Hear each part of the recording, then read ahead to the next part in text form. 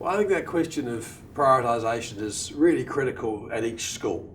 We certainly know, I would argue from the research, one of the high probability things we should be doing.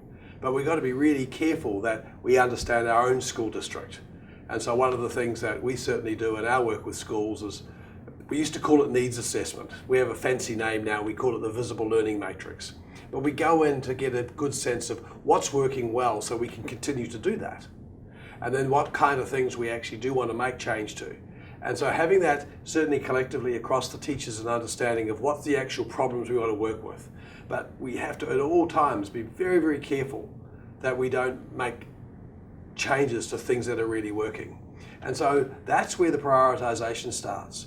And then what I'd love schools and districts to do is then map that with what are the high probability from the research side of things, so that we're getting not only the things that make a difference that we know in the school, but also how it relates to what the high probability things are. And from that, then we do our interventions.